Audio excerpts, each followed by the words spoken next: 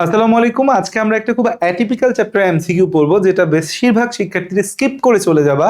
So আমি suggest করবো skip না করে এই ক্লাসটা একটু অন্তত 30 থেকে 40 মিনিট হবে। এই ক্লাসটা করে ফেললে তুমি এই চ্যাপ্টার থেকে হয়তো আশা একটা এমসিকিউ পেরে যেতে পারো। না হলে পরীক্ষা হলে আশপাশের বন্ধুদের গুতাগুতি করতে হবে যে তো সেই এমসিকিউটা বল, এই এমসিকিউটা বল। সো আমরা আজকে পড়বো জীবের পরিবেশ ও বিস্তার ও সংরক্ষণ। এই চ্যাপ্টার থেকে কি কি এমসিকিউ আসতে পারে সেটাই আজকে আমাদের হচ্ছে দেখার বিষয়। তো আমাদের হচ্ছে চ্যাপ্টারের প্রথম এমসিকিউ হচ্ছে ব্যাকটেরিয়া ও ছত্রাককে কি বলা হয়। আমাদের বাস্তুতন্ত্রের মধ্যে ব্যাকটেরিয়া এবং ছত্রাক একটা গুরুত্বপূর্ণ জিনিস। এরা বিভিন্ন খাবার পচাতে সাহায্য করে, পচায় সেই খাবারের যে রাসায়নিক উপাদানগুলো আছে তা মাটিতে মেশাতে সাহায্য করে। সো দ্যাটস ওয়াই হচ্ছে যে এই যে আমাদের ব্যাকটেরিয়া এবং ছত্রাক আছে তাদেরকে বিয়োজক বলা হয়, বা ইংরেজিতে বলা হয় হচ্ছে স্যাপ্রোফাজ। স্যাপ্রোফাজ বলা হয়, কি বলে ইংরেজিতে? স্যাপ্রোফাজ বলে, স্যাপ্রোফাজ বলে। তারপর দেখো ইকোসিস্টেমের শক্তি প্রবাহ কয়টা পর্যায়ভুক্ত। আমাদের যে ইকোসিস্টেম আছে সেখানে শক্তির যে প্রবাহ সেটা কয়টা পর্যায়ভুক্ত আছে। দেখো আমরা দেখি যে আমাদের হচ্ছে যে শক্তি প্রবাহের বৈশিষ্ট্য আছে কিছু। ইকোসিস্টেমে শক্তি প্রবাহের কি কি বৈশিষ্ট্য পাওয়া যায়? শক্তি প্রবাহ সবসময় একমুখী। শক্তির মূল উৎস সৌরশক্তি। সৌরশক্তি প্রথমে উৎপাদকের দেহে যায়, তারপর সেটা খাদ্যকে ট্রান্সফার হয়। তো সূর্য থেকে উৎপাদক, উৎপাদক থেকে কোথায় যায়? খাদ্যকে। তাহলে স্তর কয়টা আমাদের? তিনটা আসলে। খাদ্য শৃঙ্খলের শুরু থেকে যত শেষের দিকে যেতে থাকবে শক্তি তত ক্রমাগত কমতে থাকবে। শক্তি প্রবাহ থার্মোডাইনামিক্সের প্রথম ও দ্বিতীয় সূত্র মেনে চলে। আমাদের হচ্ছে আরেকটা কথা বলেছে, উৎপাদক, সেখান থেকে খাদক, তৃণভোজী খাদক, তারপর সেখান থেকে মাংসাশী খাদক, তিনটা কথা বলা আছে। এখন হচ্ছে দেখো এখানে যেটা বলা আছে, খাদকরা যত উৎপাদক ভক্ষণ করতে থাকবে দশমাংশ মাত্রা ব্যবহার করে দেহ গঠনের কাজে লাগবে। বেসিক সহজ কথা হচ্ছে যে আমাদের ধরো যে উৎপাদকের ভেতর শক্তি আছে 10,000 কিলো ক্যালোরি, সেটা প্রথম খাদকে যখন যাবে সেটা হয়ে যাবে 1,000 কিলো ক্যালোরি, দ্বিতীয় খাদকে গেলে 100 কিলো ক্যালোরি হবে। এরকম ধাপে ধাপে স্টেপ ওয়াইজ কমতে থাকবে। তো এটাকে বলা হয় হচ্ছে 1/10 নিয়ম। এটা বিজ্ঞানী লিন্ডেনম্যান প্রবর্তন করেছে। 10% নিয়মও এটাকে বলা হয়, 10% নিয়ম বলা হয়। তাহলে শক্তি প্রবাহ কয়টা পর্যায়ভুক্ত হবে? তিনটা পর্যায়ভুক্ত। আমাদের শক্তি প্রবাহ কয়টা পর্যায়ভুক্ত? তিনটা পর্যায়ভুক্ত। নেক্সট কথা হচ্ছে যে শাপলা কোন ধরনের উদ্ভিদ? শাপলা কোথায় হয়? পানিতে হয়। পানিতে জন্মানো যে উদ্ভিদ আছে তাদেরকে বলা হয় হাইড্রোফাইটা। হাইড্রোফাইটা পানিতে জন্মানো উদ্ভিদ। জেরোফাইটা কি আমাদের মরুদ যে উদ্ভিদ সেগুলাকে বলা হয় হচ্ছে জেরোফাইটা। হ্যালোফাইটা আমাদের কি উদ্ভিদ? লবণাক্ত পরিবেশের উদ্ভিদ। লবণাক্ত উদ্ভিদ, লবণাক্ত পরিবেশের উদ্ভিদ। আর মেসোফাইটা হচ্ছে মিঠা পানির উদ্ভিদ। মিঠা পানির উদ্ভিদ, মিঠা পানির যে উদ্ভিদ আছে তাকে বলা হয় মেসোফাইটা। এখন দেখো শাপলা আমাদের হাইড্রোফাইটা। এই যে একটা হাইড্রোফাইটা বা জলজ উদ্ভিদগুলো এরকম হয়। জলজ উদ্ভিদে বায়ুকুঠুরি থাকে। জলজ উদ্ভিদে কি থাকে? বায়ুকুঠুরি থাকে। জলজ উদ্ভিদে অ্যারেনকাইমা থাকে। অ্যারেনকাইমা জিনিসটা কি? ছোটবেলার পড়া, 9-10 পড়া। অ্যারেনকাইমা কি বলতে পারবা কেউ? বায়ুপূর্ণ প্যারেনকাইমা। অ্যারেনকাইমা কি? বায়ুপূর্ণ প্যারেনকাইমা। অ্যারেনকাইমা হচ্ছে আমাদের বায়ুপূর্ণ প্যারেনকাইমা। বায়ুপূর্ণ হচ্ছে প্যারেনকাইমা। বায়ুপূর্ণ কি? প্যারেনকাইমা। বায়ুপূর্ণ প্যারেনকাইমা। তারপর দেখো আমাদের হচ্ছে এখানে আমরা এই যে আমাদের জলজ উদ্ভিদ আছে তাদের অনেকগুলো টাইপ আছে। টাইপগুলো নিয়ে আমরা একটু জানবো। একটা হচ্ছে মূলাবদ্ধ নিমজ্জিত জলজ উদ্ভিদ, যে এর মূলটা মাটিতে আবদ্ধ। এর মূলটা কোথায় আবদ্ধ? মাটিতে আবদ্ধ, এবং এটা পানির নিচেই নিমজ্জিত আছে। পানিতে ডুব দিলে তারপর আমরা এটাকে দেখতে পাবো, পানির ভেতরে, এটা বাইরে থেকে দেখা যাবে না। মূলাবদ্ধ নিমজ্জিত জলজ উদ্ভিদ। তাইলে হচ্ছে এরা কারা? যেমন হাইড্রিলা, পাতা শ্যাওলা, পাতা ঝাঁঝি, এই তিনটা নাম মনে রাখবো। হাইড্রিলা, পাতা শ্যাওলা, পাতা ঝাঁঝি নিমজ্জিত জলজ উদ্ভিদ। মুক্ত ভাসমান জলজ উদ্ভিদ, যে এরা পানিতে ভাসতেছে এবং এদের মূলটা মাটিতে কোনো কিছুর সাথে আবদ্ধ না, তাই পানির ফ্লোর সাথে তারা যেতে থাকে।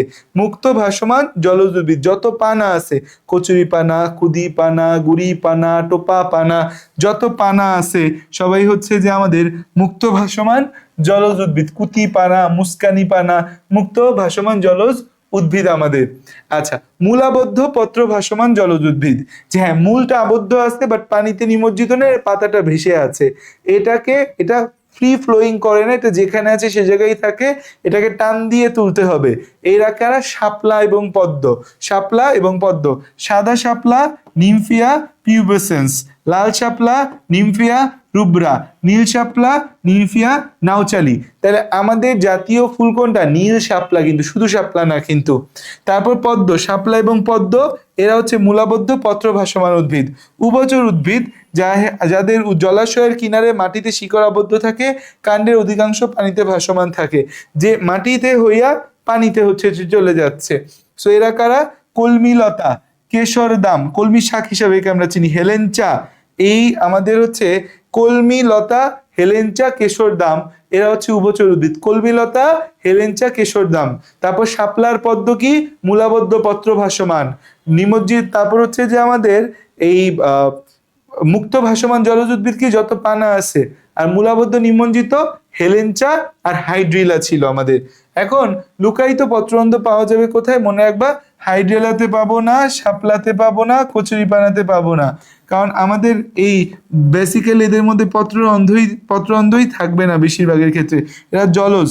লুকায়িত পত্ররন্ধ্র বা ইংরেজিতে বলা হয় সানকেন স্টমাটা। লুকায়িত পত্ররন্ধ্র বা ইংরেজিতে কি বলি? সানকেন স্টমাটা। এর মধ্যে হচ্ছে আমাদের কি পড়বে?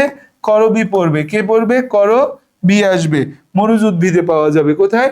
মরুজ উদ্ভিদ। নিচের কোনটা? মরুজ। মরুজ। এখানে দেখো পানি কলা বাদ, আমাদের হচ্ছে গোলপাতা, এটা হচ্ছে আমাদের এই সুন্দরবনে হয়। তো এদেরকে বলা যায় হচ্ছে ম্যানগ্রোভ। এরা হচ্ছে ম্যানগ্রোভ উদ্ভিদ, ম্যানগ্রোভ উদ্ভিদ, ম্যানগ্রোভ উদ্ভিদ, ম্যানগ্রোভ উদ্ভিদ হচ্ছে আমাদের গোলপাতা। এদিকে কেওড়া আছে আর আকন্দ আছে। দেখো মরুজ উদ্ভিদ কাদের বলবো? মরু পরিবেশে অর্থাৎ বৃষ্টিপাতহীন পরিবেশে যেসব উদ্ভিদ জন্মায় তাদেরকে মরুজ উদ্ভিদ বলা হয়। এর বাৎসরিক বৃষ্টিপাত হচ্ছে 25 সেন্টিমিটার বা 10 ইঞ্চিরও কম। মরুজ উদ্ভিদগুলার একটা সার্ভাইভাল একটা ইনস্টিংক্ট আছে, যে এই একটা পরিবেশে টিকে থাকার জন্য একটা যুদ্ধ করে। তো দেহে পানি সংরক্ষণ করে, অল্প আয়াসে মূল দিয়ে পানি শোষণ করে, মানে বডিতে পানি সংরক্ষণ করবে এবং এমন ভাবে এর পানি শোষণ করবে যেন একদম ইজিলি পানি শোষণ করতে পারে। হয় একদম মাটির অনেক ডিপে চলে যাবে, নাইলে মূলটা চারদিকে ছড়ানো থাকবে। কাণ্ড বা পাতার মাধ্যমে পানির অপচয় রোধ করবে। যে কাণ্ড পাতা, কাণ্ডগুলা কাটায় পরিণত হয়ে যাবে, পাতাগুলা পুরো হয়ে যাবে। এই তিনটি মৌলিক বৈশিষ্ট্যের যে কোনো একটি বা কয়টা বৈশিষ্ট্যই মরু উদ্ভিদে থাকতে পারে। মরু উদ্ভিদগুলো সাধারণত ছোট ঝোপযুক্ত হয়, যেন বালুর ঝাপটায় বা বালির ধূলিঝড় হয় সেখানে ভেঙে না যায়। মূল খুব কাছাকাছি থাকে বা খুব গভীরে থাকে, যেন অল্প পানি, একটু একবার বৃষ্টি হবে সেই পানিটাই যেন সংরক্ষণ করতে পারে। অনেক উদ্ভিদের পাতা ও কাণ্ড চ্যাপ্টা রসালো সবুজ থাকে, তাই পানি ধরে রাখতে পারে। পাতা অপেক্ষাকৃত ছোট পুরু কাটায় রূপান্তরিত হয়। ভেতরে বডিতে কিউটিকল আবরণটা পুরু হয়। কাণ্ড ও পাতায় মোমের আবরণ থাকে, প্রসাধন হার কমাবে। একটা মরুজ উদ্ভিদের টার্গেট দুইটা: পানি আসলে দ্রুত শোষণ করব, যতটুকু পানি নিয়েছি সেটুকু দীর্ঘদিন রাখবো, পানি যেন বের হয়ে না যায়। পাতার প্যালিসেড প্যারেনকাইমাটা কেমন হয়? ঘন ও সুদৃঢ়। স্টমাটা ত্বকের গভীরে লুকায়িত ভাবে থাকে, অনেক সময় লম্বা রোম দ্বারা আচ্ছাদিত থাকে। লাগবে না। প্যারেনকাইমা স্ফীতশীল, রসালো, এপিডার্মিস বহুস্তর বিশিষ্ট, কাণ্ডের মেকানিক্যাল টিস্যু, পরিবহন টিস্যু সুগঠিত, মোটা, পানির অপচয় রোধ করতে। তারপর হচ্ছে যে মরু উদ্ভিদে অবিশ্রবণিক চাপ বেশি, পানি শোষণ মাত্রা বেশি, শোষণ হয় সহজে, খরচ হয় কম, প্রশোধন হার খুব কম, বৃষ্টির সাথে সাথে পানি শোষণ করে নেয়। পাতার নিম্ন ত্বকের ভেতরের দিকে পত্ররন্ধ্র থাকে, বেসিক্যালি লুকায়িত পত্ররন্ধ্র থাকে। বেসিক্যালি কথা কি এখানে কেমন পত্ররন্ধ্র? লুকায়িত পত্ররন্ধ্র, লুকায়িত পত্ররন্ধ্র, লুকায়িত পত্ররন্ধ্র থাকে, লুকায়িত পত্ররন্ধ্র থাকে।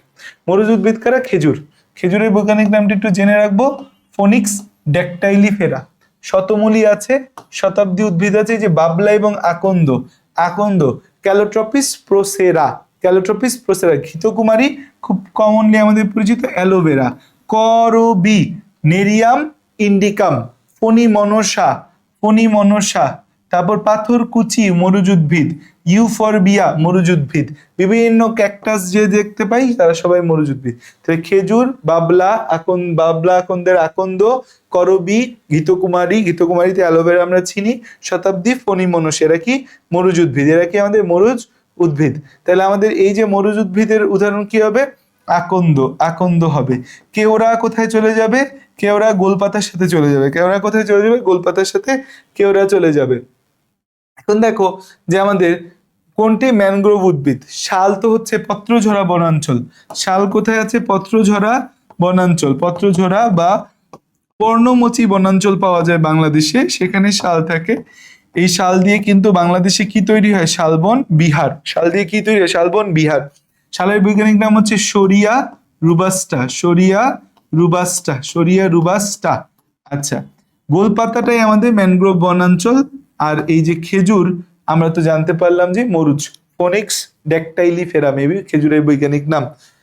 আমরা সুন্দরী গাছের বৈজ্ঞানিক নামটা জানবো। সুন্দরী গাছের বৈজ্ঞানিক নাম হেরিটিয়েরা ফোমেস। সুন্দরী গাছের বৈজ্ঞানিক নাম কি? হেরিটিয়েরা ফোমেস। এটা আমরা জেনে রাখলাম, খুবই ইম্পর্টেন্ট একটা জিনিস। সুন্দরী গাছের জন্যই কিন্তু সুন্দরবনের নাম হয়েছে সুন্দরবন।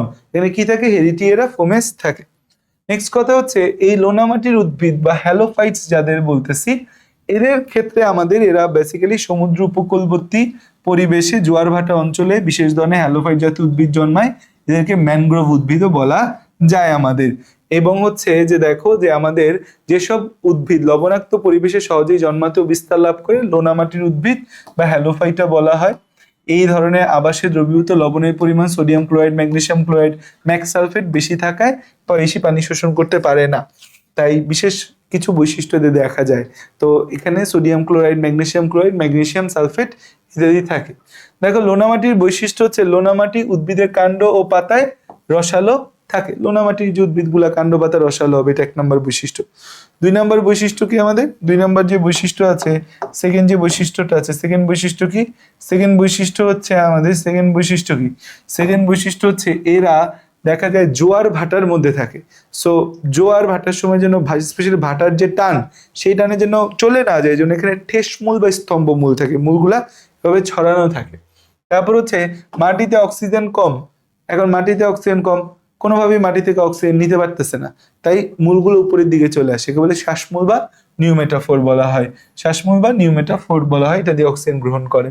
এদের মূলের অভ্যন্তরে বড় বড় বায়ুকুঠুরি আছে। লোনামাটির উদ্ভিদের প্রশোধন কম। সবচেয়ে ইম্পর্টেন্ট কথা হচ্ছে এদের অনেক উদ্ভিদের জরায়ুজ অঙ্কুরোদ্গম বা ভিভিপেরাস জার্মিনেশন হয়। মানে হচ্ছে গাছে থাকা অবস্থায় বীজটা জরায়ুতে থাকা অবস্থায় আমাদের জাইগোট থেকে ভ্রূণ, ভ্রূণ থেকে বীজ তৈরি, অঙ্কুরোদ্গম, মূল, কাণ্ড, পাতা তৈরি হয়ে তারপর হচ্ছে মাটিতে পড়ে। নাইলে হচ্ছে কি হবে? জোয়ার ভাটায় ভেসে চলে যাবে। তাই দেখো উদ্ভিদে থাকা অবস্থায় ফলের অভ্যন্তরে এই যে অঙ্কুরোদ্গমকে জরায়ুজ অঙ্কুরোদ্গম বা ভিভিপেরাস জার্মিনেশন বলা হয়। ম্যানগ্রোভ অঞ্চলের উদ্ভিদগুলো এই জিনিসটা দেখতে পাই। দেখো আমাদের জাতীয় ফল কাঁঠাল মৌসুমের শেষ দিকে ফলের ভেতরেই বহু বীজ অঙ্কুরিত হয়ে যায়। যে কাঁঠাল দেখবা যে মৌসুমের শেষ দিকে কাঁঠাল যদি খাও না, কাঁঠাল দেখবা যে কাঁঠালের ভিতর শিকড় হয়ে গেছে। জিনিসটা খেয়াল করে দেখবো, কাঁঠালের ভিতর কি হয়ে গেছে? শিকড় হয়ে গেছে। তো এই জিনিসটাকে বলা হয় হচ্ছে ক্রিপ্টোভিভিপ্যারি বলা হয়। সব ফলের বাইরে শিকল হয়, বাট শিকড় হয়ে যায়, মানে মূল হয়ে যায়, বাট বাইরে চলে আসে না। তো এটা ভেতরে লুকায়িত আছে এবং ভেতরে থাকা অবস্থায়, ফলে থাকা অবস্থায় এর অঙ্কুরোদ্গম হয়ে গেছে। এটাকে বলা হয় কি? ক্রিপ্টোভিভিপ্যারি। এটাকে কি বলা হয়? ক্রিপ্টোভিভিপ্যারি। শ্বাসমূলের সাহায্যে শ্বসন কার্য চালায়। কি আমাদের দেখো গেওয়া, তারপর গরান, তারপর হচ্ছে বাইন, বোরা। গোলপাতার নামটা মনে রাখো নিপা ফ্রুটিকান্স। আর হচ্ছে সুন্দরী নামটা মনে রাখো হেরিটিয়েরা ফোমেস। হেরিটিয়েরা ফোমেস। আসো তাহলে কোনটা? ডিম্বজ জরায়ুজ, মানে ডিম পারে, বাট সেই ডিমটা জরায়ুর ভেতরই বাচ্চা দিয়ে দেয়। ব্যাঙ, পাখি, কুমির এদের একটা অনেক প্রত্যেকে ডিম পারে, এটা হবে হাঙর। হাঙরের ক্ষেত্রে এই জিনিসটা আমরা দেখতে পাই, ডিম্বজ জরায়ুজ।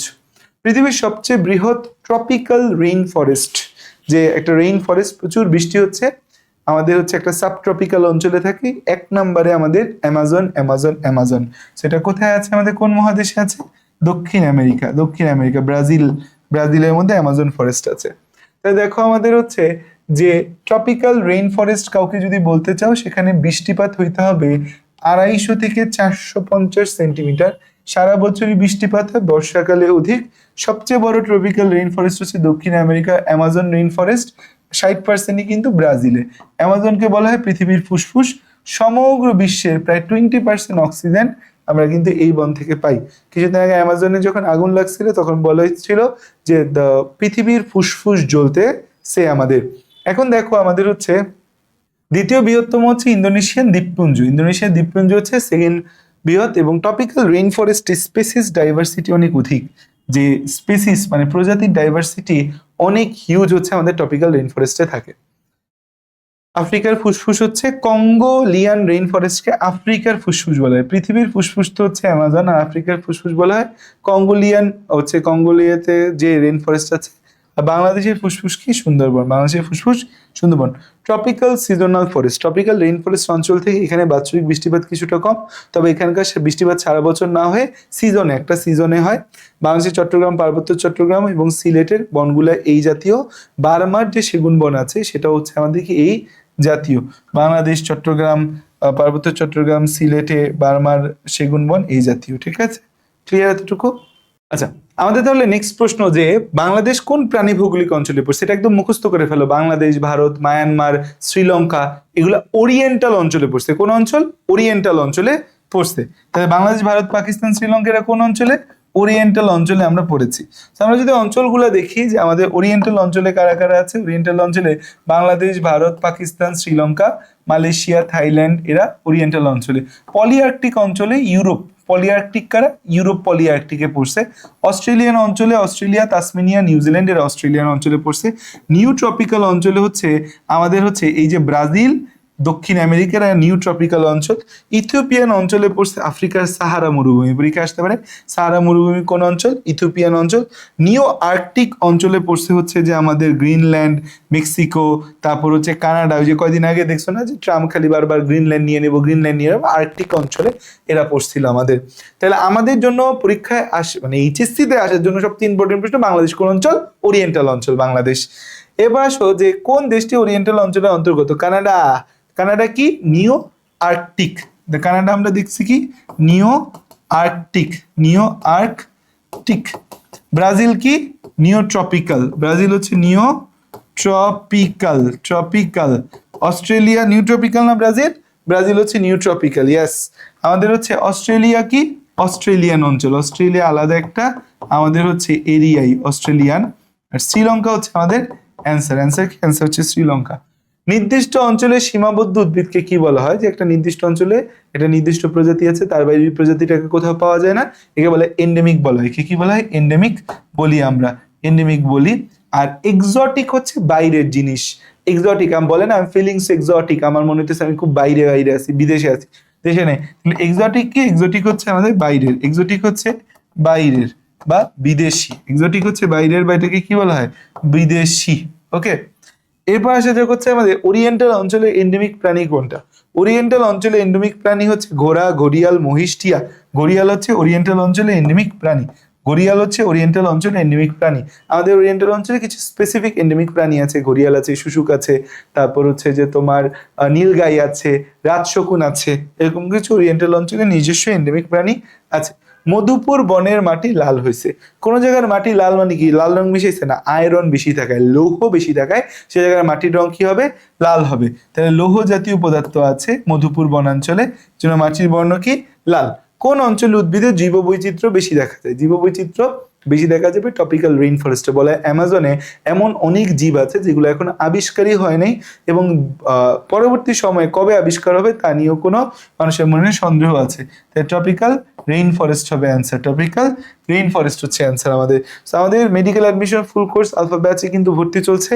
যারা ভর্তি হবার দ্রুত ভর্তি হোক, কারণ এইচএসসির পরে মেডিকেলের প্রিপারেশন নেওয়ার এনাফ টাইম কিন্তু আমরা আর পাবো না।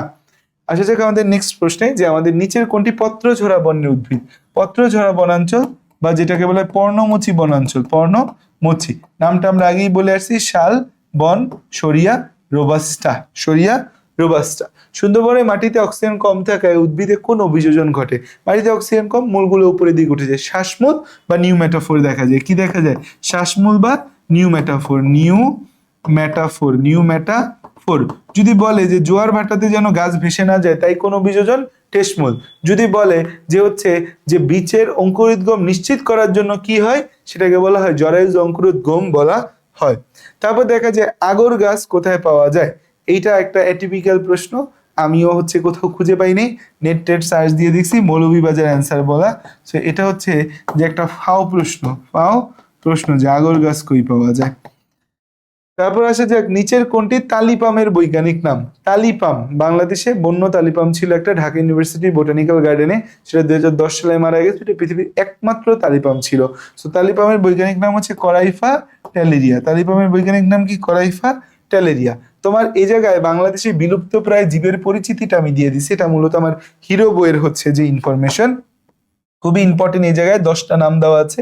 কি কি নাম দেওয়া আছে? বিলুপ্ত প্রায় উদ্ভিদের মধ্যে তালিপাম করাইফা টেলেরিয়া, মল্লিকা জাজি, অ্যালড্রো ভান্ডা ভেসিকুলোসা, খুদে বরলা, নেমা বেঙ্গালিনিস, রোটেলা রোটেলা সিম্পলিকিউসকুলা, করুদ, লিকুলা, পেলটাটা। ভাই এগুলা জীবন পরীক্ষার হলে এখন তোমার মনে থাকবে না, তুমি জাস্ট এই ক্লাসটা দেখার সাথে সাথে এই 10টা নাম একবার নিজের খাতায় লেখো, জাস্ট একবারে লেখো। সবচেয়ে ইম্পর্টেন্ট তালিপাম করাইফা টেলেরিয়া, তালিপাম জীবনে একবার মাত্র ফুল এবং ফল উৎপাদন করে, তারপর মৃত্যু হয়। এটা বৃহত্তর বাংলার এন্ডেমিক, যে পুরা বাংলায় কথা বলে যারা, সেই পুরা বাংলা নিলে এর মধ্যে আছে, এর বাইরে আর নাই।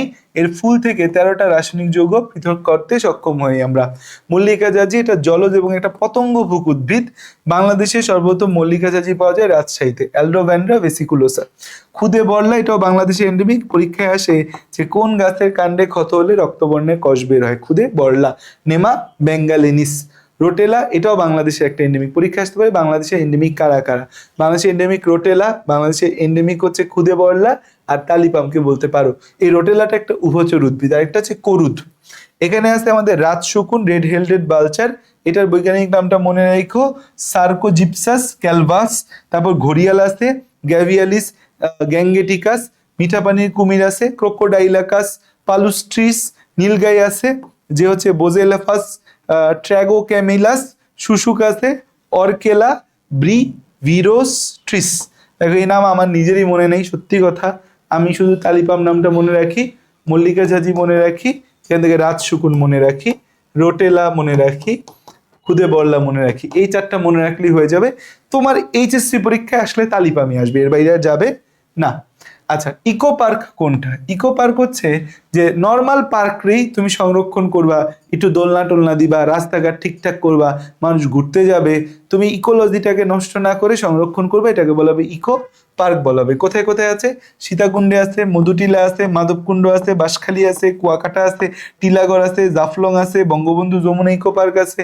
সো আমাদের হচ্ছে কোনটা ইকো পার্ক? ইকো পার্ক তাহলে এখানে আমাদের হচ্ছে যে এই টেকনাফ গেম রিজার্ভ, এটা তো ইকো পার্ক না আমাদের।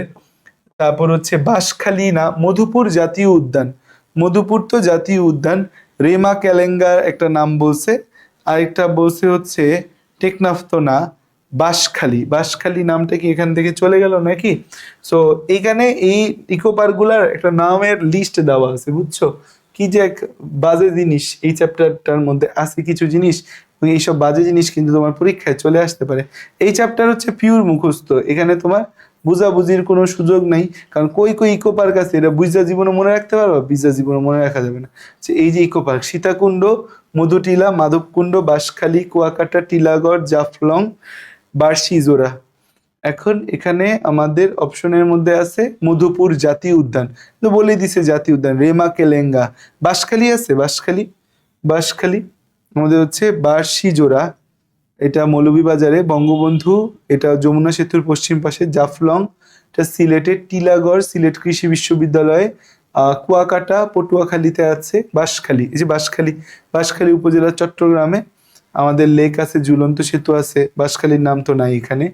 তারপর আছে হচ্ছে আমাদের মাধবকুণ্ড ইকো পার্ক, এটা খুব সুন্দর, দৃষ্টিনন্দন মাধবছায়া ঝর্ণা আছে, দুর্লভ দলিচাপা বৃক্ষ আছে। মধুটিলা ইকো পার্ক বাংলাদেশের বর্ডার সংলগ্ন। সীতাকুণ্ড ইকো পার্ক এখানে আমি গেছিলাম। আর এখানে এই যে তোমার মধুপুর ন্যাশনাল পার্ক, এটা তো আলাদা আলাদা চলে যাচ্ছে, মধুপুর ন্যাশনাল পার্কটা আলাদা চলে যাচ্ছে। তাহলে হচ্ছে যে দেখো আমাদের হচ্ছে এখানে আবার আছে কি, এখানে আছে সংরক্ষিত এলাকা। যে রেমা ক্যালেঙ্গা এটা তো একটা সংরক্ষিত এলাকা, রেমা ক্যালেঙ্গা এটা একটা সংরক্ষিত এলাকা। বাঁশখালী আছে না, বাঁশখালী কোথায়? যে বাঁশখালী ইকো পার্ক, মধুপুর আসবে না, বাঁশখালী ইকো পার্ক। এইগুলা মনে রাখা সম্ভব জীবনে? জীবনে সম্ভব না। তো এটা যদি পরীক্ষায় চলে আসে ভাগ্য ভালো, তাহলে এগুলো জীবনে মনে রাখ। আমি স্টুডেন্ট হলে জীবনে এগুলো মনে রাখতাম যে একটা এমসিকিউ গেলে যাবে। এভাবে মানে হচ্ছে যে ঠেলে ঠেলে মুখস্থ করা সম্ভব না। কোনটা ইনসিটু সংরক্ষণ আছে দেখো, ইনসিটু আর এক্সিটু সংরক্ষণের মধ্যে মাথায় ঢুকাবা যেটা যে পরিবেশে আছে সেই পরিবেশেই রাখবো, পরিবেশটাকে সুন্দর করব, মানুষের ব্যবহার, মানুষকে একটু যাতায়াত করতে পারে সেরকম করে টাকা পয়সা ইনকামের ব্যবস্থা করে জিনিসটাকে সংরক্ষণ করবে, এটাকে বলে ইকো পার্ক বলা হয়। যেমন জাতীয় উদ্যান ঘোষণা করে একটা জিনিসকে সংরক্ষণ করে ইকো পার্ক করে ফেলো, একটা বনজীবীর অভয়ারণ্য করে ফেলো, একটা জঙ্গলকে সাফারি পার্ক বানায় মানুষের ঘোরার ব্যবস্থা করো পশু পাখির কোনো ক্ষতি না করে, তো এগুলাকে বলে ইনসিটু সংরক্ষণ। যেমন হচ্ছে যে আমাদের চিড়িয়াখানা এক্সিটু, বীজ bank ex situ, botanical garden ex situ, eco park হচ্ছে আমাদের কি ইনসিটু সংরক্ষণ। ইকো পার্ক ইনসিটু সংরক্ষণ। দেখো ইনসিটু কি, জাতীয় উদ্যান করো, ইকো পার্ক করো, সাফারি পার্ক করো, বন্যজীবী অভয়ারণ্য করো, গেম রিজার্ভ যেখানে তুমি যাবা শিকার করতে পারবা, এটা একটা হচ্ছে গেম রিজার্ভ, এটা টেকনাফে ছিল, এটা বন্ধ করে দিছে। কোনো জায়গাকে বিশ্ব ঐতিহ্য ঘোষণা করে দাও যেটা বিশ্ব ঐতিহ্য বা এখানে যাওয়া যাবে না। মৎস্য অভয়াশ্রম, একটা জায়গাকে মৎস্যের অভয়াশ্রম ঘোষণা করে দাও যেখানে মাছ থাকবে, কোনো মাছকে জ্বালানো যাবে না। আর হচ্ছে যে যেমন টাঙ্গুয়ার হাওর আছে, হাকালুকি হাওর আছে, হালদা নদী আছে, এরা সবাই কি আমাদের মৎস্য অভয়াশ্রম হিসেবে কাজ করে। আর কৃত্রিম বাসস্থানে সংরক্ষণ করাকে এক্সিটু সংরক্ষণ বলে। যেমন বোটানিক্যাল গার্ডেন, ঢাকাতে বোটানিক্যাল গার্ডেন আছে বিভিন্ন জায়গায়, এই বোটানিক্যাল গার্ডেনে কি হয়েছে, আমরা একটা পরিবেশ দিব যে ধর সুন্দরবন থেকে আনছি, সুন্দরবনের মধ্যে একটু লবণ টবণ ছিটিয়ে লবণাক্ত পরিবেশ ক্রিয়েট করে ওকে রাখার চেষ্টা করব, তো এটাকে বলে এক্সিটু সংরক্ষণ বলা হয়। বীজ ব্যাংক, এই বীজকে সাধারণত -20°C তাপমাত্রায় ফ্রিজিং করে এটাকে সংরক্ষণ করে, এটাকে বলে বীজ ব্যাংক। তাহলে যেসব বীজকে শুকালে এর অঙ্কুরোদ্গম ক্ষমতা নষ্ট হয়ে যায়, এখন 70% বীজ এভাবে সংরক্ষণ করা যায়, 30% বীজ এভাবে বীজ ব্যাংকে -20°C তাপমাত্রায় সংরক্ষণ করা যায় না, সেই 30% বীজকে বলা হয় রিক্যালসিটেন্ট বীজ। সেই 30% বীজকে কি বলা হয়, রিক্যালসিটেন্ট বীজ। যেমন আম, কাঁঠাল, এদেরকে কি বলে, রিক্যালসিটেন্ট বীজ। ফিল্ড জিন ব্যাংক, তুমি একটা জিন ব্যাংক করে জিন সংরক্ষণ করো। চিড়িয়াখানা, চিড়িয়াখানায় কি করতেছে, বিভিন্ন জায়গায় প্রাণী, যে ডোনাল্ড ট্রাম্প, সেই ডোনাল্ড ট্রাম্পে নিয়ে কি করছে, চিড়িয়াখানায় সংরক্ষণ করছে। ডোনাল্ড ট্রাম্পের থাকার জায়গায় কি চিড়িয়াখানা, চিড়িয়াখানা না, সো ওইখানে একটা পরিবেশ দেওয়ার চেষ্টা করছে, মানে ডোনাল্ড ট্রাম্প নামে মহিষটা, আসল ডোনাল্ড ট্রাম্পের কথা বলতেছে, চিড়িয়াখানা রাখার ব্যবস্থা করছে। সেই যে চিড়িয়াখানা রাখার ব্যবস্থা করলো, এটা আসলে কি একটা এক্সিটু সংরক্ষণ। দেখেন ডোনাল্ড ট্রাম্পের চেহারা টেহারা নষ্ট হয়ে গেছে, কিন্তু আগে কি সুন্দর ছিল যখন তার মালিকের কাছে ছিল, এখন চিড়িয়াখানায় গিয়ে তার চেহারা নষ্ট হয়ে গেছে। তো এটা একটা এক্সিটু সংরক্ষণ। এক্সিটু সংরক্ষণ ভালো না, কোন সংরক্ষণ ভালো, ইনসিটু সংরক্ষণ ভালো। নিম্ন তাপমাত্রায় সংরক্ষণ করা ইনভিট্রো কালচার। ইনভিট্রো কালচার মানে হচ্ছে কাঁচ পাত্রের ভিতর তুমি একটা কালচার করে সেটাকে সংরক্ষণ করার চেষ্টা করো, ডিএনএ কালচার, পরাগজনের সংরক্ষণ, এগুলো সব এক্সিটু সংরক্ষণ, এক্সিটু সংরক্ষণ আমাদের। আচ্ছা, এবার দেখো যে আমাদের মাধবকুণ্ড কি একটা, মাধবকুণ্ড পড়ছে একটা ইকো পার্ক, মাধবকুণ্ড কি একটা ইকো পার্ক। আমাদের হচ্ছে গেম রিজার্ভ কোথায় আছে, গেম রিজার্ভ আছে টেকনাফে, গেম রিজার্ভ আছে টেকনাফে, হচ্ছে যে আমাদের গেম রিজার্ভ আছে। তারপর হচ্ছে মধুটিলা ইকো পার্ক কোথায় অবস্থিত, মধুটিলা ইকো পার্ক কোথায় হবে, মৌলভীবাজার হবে। মধুটিলা ইকো পার্ক হচ্ছে আমাদের নলিতাবাড়ি উপজেলা, শেরপুর। এগুলো এইসব মনে রাখা জিকে প্রশ্ন এগুলা, ঠিক আছে, এই চ্যাপ্টার হচ্ছে জিকে। তাহলে হচ্ছে এটা শেরপুরের নলিতাবাড়ি উপজেলাতে, হ্যাঁ। এই কয়টা জিনিস যা আছে, যা দেখাচ্ছে এগুলো দেখে নাও। টাঙ্গুয়ার হাওর সুনামগঞ্জে, এটা যাওয়ার আমার শখ, সময় পাই না, যাওয়া হয় না। সো কোভিডের পর তো আসলে তোমাদের পড়ানোতে ব্যস্ত গেছে, কোভিডের আগে অনেক ঘুরতাম। সো টাঙ্গুয়ার হাওর কোথায়, সিলেটের সুনামগঞ্জে অবস্থিত। তো সিলেট বিভাগের সুনামগঞ্জ জেলা, তো সুনামগঞ্জ অ্যান্সার হবে। নিচের কোনটি বাংলাদেশের একমাত্র গেম রিজার্ভ যেখানে গিয়ে তুমি শিকার করতে পারবা, বাট এটা এখন বন্ধ হয়ে গেছে, সেটা এখন অভয়ারণ্য ঘোষণা করে দিছে, সেটা টেকনাফে আমাদের একমাত্র গেম রিজার্ভ আছে। নিচের কোনটি এক্সিটু সংরক্ষণ পদ্ধতি, safari, Halda, game reserve, germ plasm bank. এই যে জার্ম প্লাজম ব্যাংক বিভিন্ন ব্যাংকের মধ্যে সংরক্ষণ, এটা কি এক্সিটু সংরক্ষণ আমাদের। বীজ শুকায় -20°C তাপমাত্রায় সংরক্ষণ করলে অধিকাংশ বীজ শতাব্দী ধরে সংরক্ষণ করা যায়। দুনিয়াতে কিন্তু বীজ ব্যাংক বা সিড ব্যাংক হচ্ছে, এবং বলা হচ্ছে ভবিষ্যতে এই সিড ব্যাংকের দাম হবে অনেক হিউজ।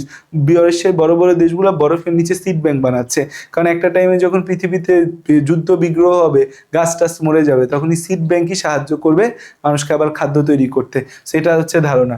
তো আমাদের হচ্ছে যেই 30 ভাগ বীজ কিভাবে সংরক্ষণ করা যায় না, -20°C তাপমাত্রায় যারা শুকায় সংরক্ষণ করা যায় না, নষ্ট হয়ে যায়, তাদের রিক্যালসিটেন্ট বীজ বলা হয়।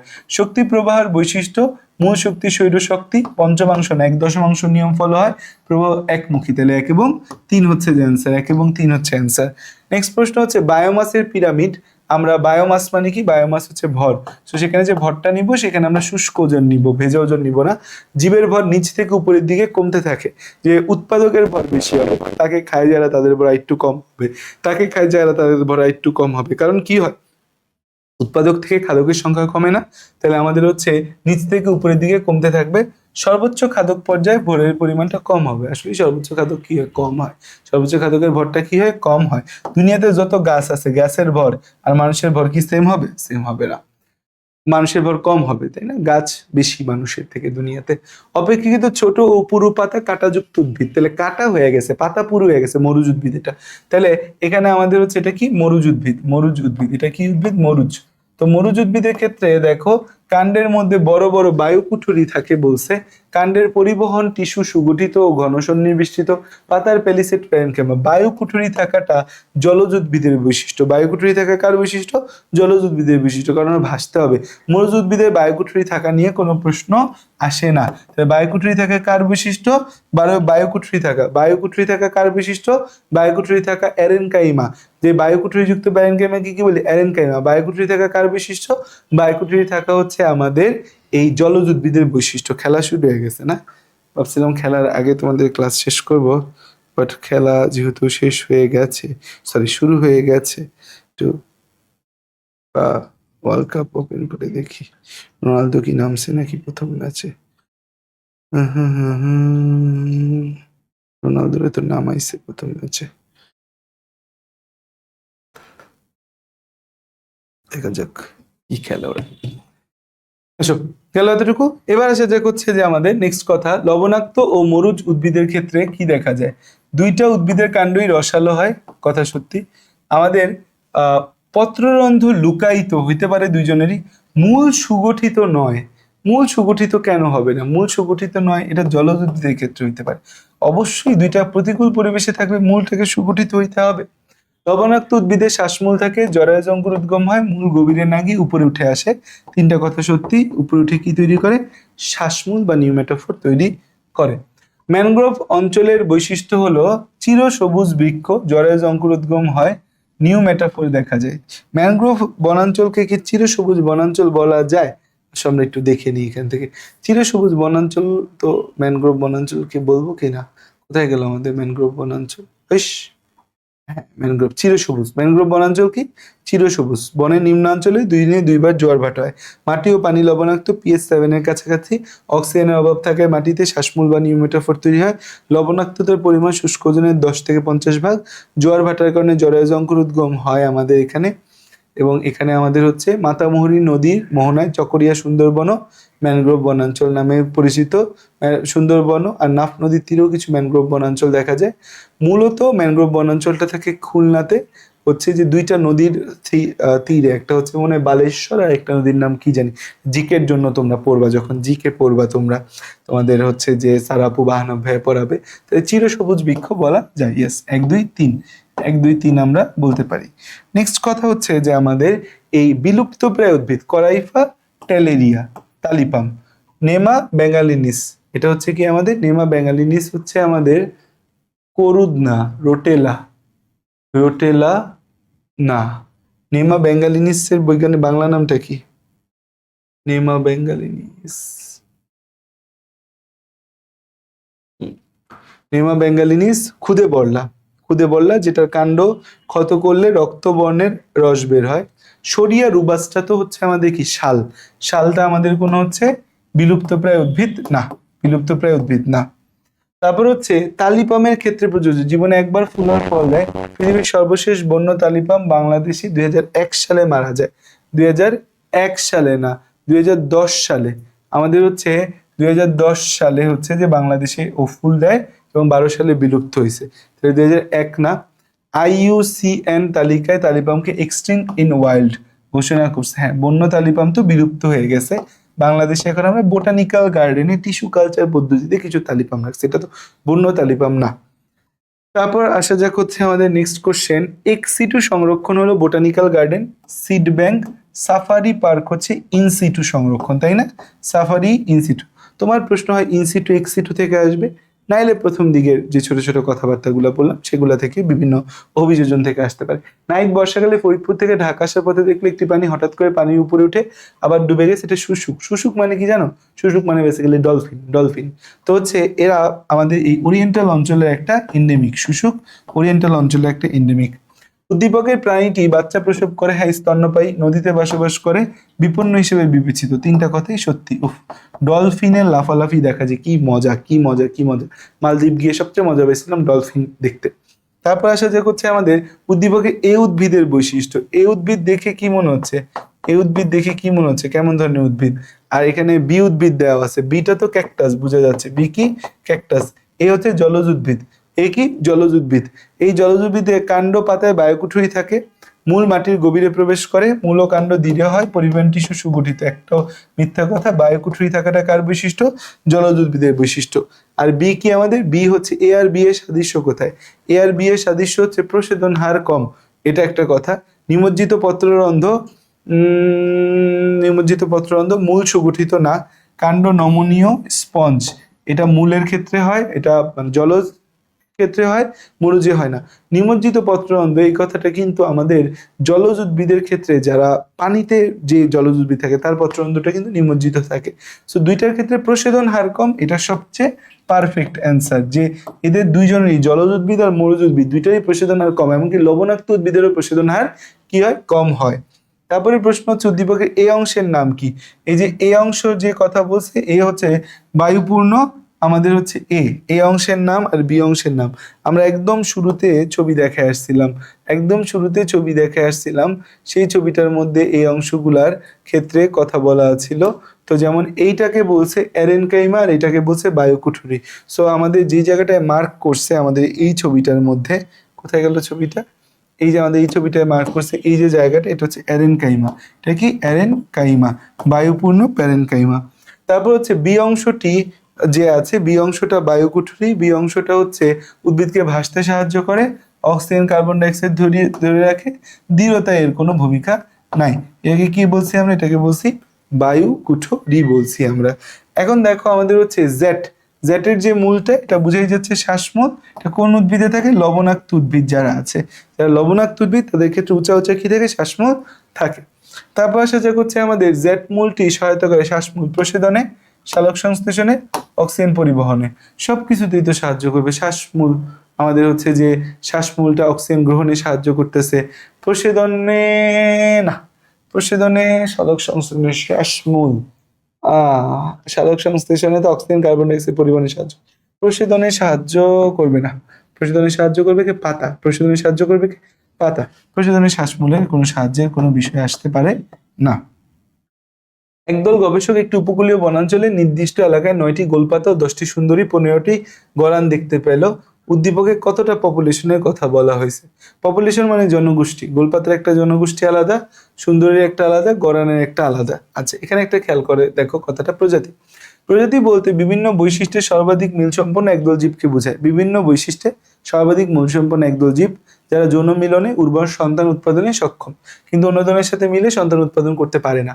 প্রজাতিতে সবচেয়ে বেশি মিল থাকতে হবে, একই প্রজাতিভুক্ত জীব উর্বর সন্তান উৎপাদনে সক্ষম, এদের মধ্যে যে পার্থক্য থাকবে কিন্তু তা নিরবিচ্ছিন্ন, যে একটা সাথে একটা পার্থক্য মিলানো যাবে, পূর্বপুরুষ থেকে তৈরি হয়েছে। দেখো আমাদের হচ্ছে একটি নির্দিষ্ট প্রজাতি একটি নির্দিষ্ট স্থানে একই সময়ে বসবাসকারী একই প্রজাতির একদল জীবকে পপুলেশন বলা হয়। তাইলে একটি নির্দিষ্ট স্থানে একই সময়ে বসবাসকারী একই প্রজাতির একদল জীবকে পপুলেশন বলে। তো পপুলেশন মানে একই প্রজাতির একদল জীব। যেমন বাংলাদেশের পপুলেশন দিয়ে আমরা মানুষের সংখ্যা বের করি, কুকুরের পপুলেশন আলাদা, বাঘের পপুলেশন আলাদা, আমি বিড়ালের পপুলেশন বের করতে চাই আলাদা বের করব। তাহলে হচ্ছে যে এই যে গোলপাতা, গরান, কেওড়া প্রত্যেকটা আলাদা আলাদা পপুলেশন হবে। এই সব পপুলেশন একে অপরের সাথে মিলে তৈরি করবে জীব সম্প্রদায় বা কমিউনিটি। এই সব জীবের কমিউনিটি মিলে তৈরি করবে জীবমণ্ডল বা বায়োস্ফিয়ার। এই বায়োস্ফিয়ার হচ্ছে যে আমাদের বায়ুমণ্ডল, বায়ুমণ্ডল, অশ্বমণ্ডল মানে পরিবেশের সাথে মিলে তৈরি করবে ইকোস্ফিয়ার। তাহলে এখানে কয়টা পপুলেশনের কথা বলছে? 3টা পপুলেশনের কথা বলছে। সেটা একটা ইম্পর্টেন্ট এমসিকিউ তোমাদের পরীক্ষার জন্য। নেক্সট কথা হচ্ছে আমাদের এই, তাহলে বুঝতে পারছো তো পপুলেশন বিষয়টা, মানুষের পপুলেশন। তাহলে কি ভিন্ন একই প্রজাতির জীবগুলা একটা নির্দিষ্ট স্থানে যে আছে এটা মিলে পপুলেশন তৈরি করবে। যেমন ঢাকার পপুলেশন বের করতে পারি, আমি এখন বনশ্রীতে আছে বনশ্রী পপুলেশন বের করতে পারি। উদ্দীপক উদ্ভিদগুলোর অভিযোজনিক বৈশিষ্ট্য, আমাদের হচ্ছে অভিযোজনিক কি বৈশিষ্ট্য দেখা যাবে? আমাদের হচ্ছে কর্টেক্সে বায়ুকুঠুরি বিদ্যমান, কাণ্ড দুর্বল, লম্বা, স্পঞ্জি, পরিবহন টিস্যু বিদ্যমান। কর্টেক্সে বায়ুকুঠুরি বিদ্যমান, এটা মনে হয় লবণাক্ত উদ্ভিদের একটা বৈশিষ্ট্যের মধ্যে আমি পড়ছি বা দেখাইছি তোমাদেরকে, যে কর্টেক্সে বায়ুকুঠুরি বিদ্যমান। কোথায় লবণাক্ত উদ্ভিদের বৈশিষ্ট্যগুলো? হুম হুম হুম হুম হুম হুম। লবণাক্ত মাটি, জোয়ার ভাটা, শ্বাসমূল যথেষ্ট পরিমাণ হচ্ছে প্রসেদন নিয়ন্ত্রিত থাকে শ্বাসমূল। আচ্ছা, এদের অভিযোজন ক্ষমতাটা কই? অভিযোজন এই যে কর্টেক্সে বড় বড় বায়োকুটরি থাকে, মূলের অভ্যন্তরে কর্টেক্সে, কর্টেক্সে বড় বড় কি থাকে? বায়োকুটরি থাকে। এটা হচ্ছে যে এদের একটা অভিযোজনিক বৈশিষ্ট্য। অভিযোজনিক বৈশিষ্ট্য না, লোনা মাটির বৈশিষ্ট্য। অভিযোজনিক বৈশিষ্ট্য হচ্ছে তাদের মাটির গভীরতার সাথে লবণাক্ত বৃদ্ধি পায়, মূল মাটির গভীরে যায় না, উপরে থাকে, অধিক লবণাক্ত পানি শোষণ করে, তাই বৃষ্টির সময় দ্রুত পানি শোষণ করে নেয়। জোয়ার ভাটার ঠেসমূল, শ্বাসমূল, জরায়ু অঙ্কুরোদ্গম, শ্বাসমূল শ্বসন কার্য চালায়, নিয়ন্ত্রিত থাকে। আচ্ছা, বাকি অপশনগুলো তাইলে ঠিক আছে, আমাদের এটাই অ্যান্সার হবে। এই অংশটা কোন পরিমাণ? এটা জরায়ু অঙ্কুরোদ্গম। এটা কি? জরায়ু অঙ্কুরোদ্গম বোঝাচ্ছে। এবং এই অভিযোজনটা কোথায় দেখা যায়? এই অভিযোজনটা দেখা যায় উপকূলীয় অঞ্চলেই তো দেখা যাবে। এই যে ছবিতে এটা দেওয়া আছে, এটা তো জরায়ু অঙ্কুরোদ্গমের ছবি। জরায়ু অঙ্কুরোদ্গম রাইজোফোরাতে, রাইজোফোরা উদ্ভিদে দেখা যায়। তো এইটা সুন্দরবন তো বাংলাদেশের উপকূলীয় একটা অঞ্চল বলতে গেলে। লবণাক্ত জায়গা কই থাকে? উপকূলীয় সমুদ্র তীরবর্তী অঞ্চলেই তো লবণাক্ত পরিবেশটা থাকে আমাদের। তারপর আসা যাক হচ্ছে আমাদের নেক্সট কোশ্চেন। আরশি গ্রীষ্মের ছুটিতে দাদাবাড়িতে বেড়াতে গেল। গোসল করার সময় পুকুরের পানি সবুজ, পানিতে জলজ মাকড়সা, মলা, ঢেলা, তেলাপিয়া মাছ আছে। পুকুরের পাড়ের গাছে মাছরাঙা ও বক দেখলো। উদ্দীপকের বাসস্থানটি কোন ধরনের? এইটা আমাদের হচ্ছে যে একটা মিঠা পানির বাসস্থান। মিঠা পানির বাসস্থান, মিঠা পানি, এটা কি আমাদের মিঠা পানির একটা অঞ্চল। উদ্দীপকের ও উদ্দীপক সংশ্লিষ্ট ইকোলজিক্যাল পিরামিডে উপযুক্ত কি? ইকোলজিক্যাল পিরামিডে হচ্ছে শৈবাল, শৈবাল খায় হচ্ছে মলা মাছ, মলা মাছ খায় হচ্ছে শৈবাল, শৈবাল খায় জলজ মাকড়সা, জলজ মাকড়সা খায় মাছ মাছ। মাছরাঙা সবার উপরে থাকবে, তাই তো? মাছরাঙা সবার উপরে থাকবে। এই যে শৈবাল, শোল, মলা, মাছরাঙা, এটা অ্যান্সার হইতে পারে, কারণ মাছরাঙা তো সব মাছ খাবে, তাই না? শিক্ষা সফরে শিক্ষার্থীরা চিড়িয়াখানার মতো পর্যটক আকর্ষণকারী এমন একটা এলাকায় গেলেন যেখানে পর্যটক সুরক্ষিত যানবাহনে চলে, মানে এবং চারণকারী বন্যপ্রাণী নজরদারি করে। মানে বিষয় হচ্ছে চিড়িয়াখানাতে পাখি খাঁচায় থাকে, মানে পশু পাখি খাঁচায় থাকে, আর সাফারি পার্কে আমরা খাঁচায় থাকি, তাই না? তাহলে এটা হবে কি? Safari park. আমরা জিপ গাড়িতে থাকবো, আর যেমন আমি গাজীপুর সাফারি পার্কে গেছিলাম, মাইক্রো করে ঘুরাইছে, আর বাঘ সিংহ এরা ঘুরতেছিল, পাশেই বাঘ গাড়ির পাশ দিয়ে গেছিল একদম। তাহলে এটা কোথায়? এটা সাফারি পার্ক। এটা কি? Safari park. উদ্দীপকের সংশ্লিষ্ট স্থান সৃষ্টির উদ্দেশ্য হচ্ছে বিলুপ্তপ্রায় বন্যপ্রাণী সংরক্ষণ, প্রজনন, জনগণের মধ্যে সংরক্ষণের সচেতনতা সৃষ্টি, উদ্ভিদ ও প্রাচীনের হিস্ট্রি মিউজিয়ামের জন্য প্রতিষ্ঠা করা। প্রাণী ন্যাচারাল হিস্ট্রি মিউজিয়াম জন্য প্রতিষ্ঠা। ন্যাচারাল হিস্ট্রির এখানে আসলে কিছু নেই। তারপরের কথা হচ্ছে সিলেটের উত্তরাঞ্চলে জলাবদ্ধ রাতারগুল বনাঞ্চল বনের বিশেষত্ব তাকে সংরক্ষণ করা প্রয়োজন। রাতারগুল বনাঞ্চলের বিশেষত্ব কি? রাতারগুল হচ্ছে একটা swamp forest, swamp forest. Ratargul কি? জলাবদ্ধ রাতারগুল, এটাকে বলা হয় হচ্ছে swamp forest, swamp forest. Ratargul বাংলাদেশের একমাত্র সোয়াম্প ফরেস্ট, এখানে বন্য গোলাপ হয়। রাতারগুলে কি হয়? বন্য গোলাপ হয়। এছাড়া আর কি হয় এরকম কিছু স্পেসিফিক গুরুত্বপূর্ণ কথা হচ্ছে যে বলা আছে, রাতারগুলের কথাটা আলাদাভাবে আনছে। রাতারগুল বাংলাদেশের রাতারগুল বনাঞ্চলে কি পাওয়া যায়? আমি মনে রাখছি বন্য গোলাপ পাওয়া যায়, এই জন্য রাতারগুল বিখ্যাত। আচ্ছা, এই যে সোয়াম্প ফরেস্ট হলো মিঠা পানি বা স্বাদু পানি জলাশয় দ্বারা বদ্ধ। সিলেটের উত্তরাঞ্চলে জলাবদ্ধ বন বা সোয়াম্প ফরেস্ট আছে। রাতারগুল জলাবন হিসেবে পরিচিত। নলখাগড়া, কাশ, ইকর বৃক্ষের মধ্যে হিজল, করজ, বন্য গোলাপ পাওয়া যায়। রাতারগুলোতে বন দেখার জন্য পর্যটক আসে। তাহলে এখানে ইকরা, হিজল, কাশ, নলখাগড়ার কথা বলছে, তো হচ্ছে হিজল। তাহলে এখানে হিজলটা আসে গুরুত্বপূর্ণ। এটা মনে রেখো যে হিজলের কথা পরীক্ষার মধ্যে এসেছিল আমাদের। নেক্সট কথা হচ্ছে উদ্দীপকের বনের সংরক্ষণ পদ্ধতি হতে পারে, এটা আমাদের হচ্ছে এটাকে বোটানিক্যাল গার্ডেন করলে তো হবে না, এটাকে আমি ইকো পার্ক, সাফারি পার্ক, মানে রাতারগুলো একটা ইনসিটু সংরক্ষণ। ইনসিটু সংরক্ষণের হচ্ছে ইকো পার্ক, সাফারি পার্ক, এগুলো ইনসিটু সংরক্ষণের উদাহরণ, সেই হিসাবে আমরা এটাকে বলতেছি। তো আমাদের এই চ্যাপ্টার শেষ। আমরা এই চ্যাপ্টার থেকে সব দেখাইনি তোমাকে, এই চ্যাপ্টারে আরো অনেক কিছু আছে। তুমি যদি এই চ্যাপ্টার পড়তে বসো এখন, তুমি পাগল হয়ে যাবে। তো আমি সব দেখাইনি কেন ভাইয়া? কারণ সব পড়ে আমরা পারবো না। আমরা বিগত বছরগুলো আসে এবং আমার কাছে মনে হয় মোস্ট ইম্পর্টেন্ট জিনিস দেখাইছি, হোপস এখান থেকে একটা প্রশ্ন চলে আসবে। যদি না আসে প্যারা খাওয়ার দরকার নেই, একটা দুইটা এমসিকিউর জন্য দুনিয়াদারি অশুদ্ধ হয়ে যাবে না। বাট মেক শিওর যে অন্য অধ্যায়ের এমসিকিউ গুলো যেন আমরা পারি, বাট এবং এই কয়টা যেন আমরা পারি। ঠিক আছে, থ্যাংক ইউ, আসসালামু আলাইকুম, আল্লাহ হাফেজ, tata, bye bye, see you all.